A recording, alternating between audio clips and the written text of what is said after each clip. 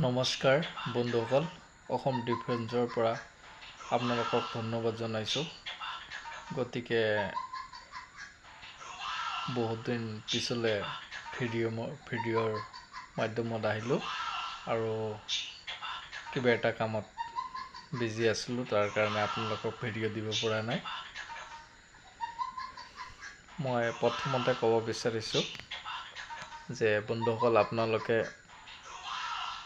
অসম পুলিচত যিয়ে ফিজিকেল কৰি আছে, আশা কৰি আছে যে অক্টোবৰ মাহত ইণ্টাৰভিউ হ'ব বুলি আপোনালোকে আশা কৰি আছে। যিয়ে নহওক, যিহেতু বন্ধু বান্ধৱসকলে ড্ৰাইভিং আৰু কুকত এপ্লাই কৰিছে, এইখিনি মই আজি কুকৰ বিষয়ে দুটা কথা পাতিম। আপোনালোকে যিহঁতে কুকৰ এপ্লাই কৰিছে হোটেলৰ চাৰ্টিফিকেট দি, গতিকে এইবিলাক চৰকাৰে নিশ্চয় ভেৰিফিকেশ্যন কৰিব আৰু আমি আশা কৰি আছোঁ যে মোৰ ৰেলীত যেতিয়া যাম মোক কি সুধিব মুখেৰে, এনেকুৱা ধৰণৰ নুসুধে। আমি জানামতে আপোনালোকক খালী ভাত চব্জি বনোৱাৰ এইবিলাক আপোনালোকে আশা কৰি আছে যে মোক এইবিলাকে সুধিব। চাহ কেনেকৈ বনা যায়, ভাত কেনেকৈ বনা যায়, আৰু দহজন মানুহৰ চাউল কিমানখিনি লাগিব, আৰু 10জন মানুহৰ কাৰণে মাংস বনালে কিমান মাংস লাগিব, এইখিনি কিন্তু কম্পালচাৰী জানিবই লাগিব। আৰু আপোনালোকৰ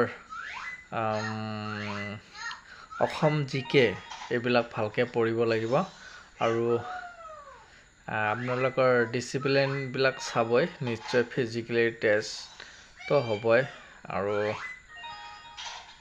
আপোনাৰ গোটেমুখা হ'ব। আৰু ফিজিকেলৰ পিছত আপোনালোকৰ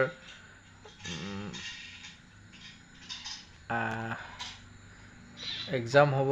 এক্সামত সুধিব তুমি কি জানা, ভাত চব্জি বনাবলৈ জানা। তাৰপিছতে আপোনালোকৰ মেডিকেল টেষ্টখিনি কৰিব। কৰাৰ পিছতে আপোনালোকক এটা নিশ্চয় আপোনাৰ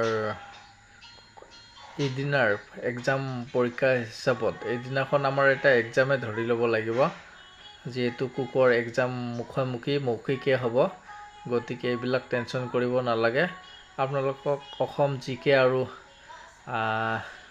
মেথামেটিক্সৰ ছামথিং কিছু অলপ জানিব লাগিব, মুখেৰে সুধিব পাৰে ছাৰে। আৰু আপোনালোকক ভাত চব্জিৰ বিষয়ে, কুকৰ বিষয়ে জানিলে হ'ল। আৰু নেক্সট ভিডিঅ' ড্ৰাইভিঙৰ বিষয়ে মই নেক্সট ভিডিঅ'ত দিম। থেংক ইউ, ধন্যবাদ।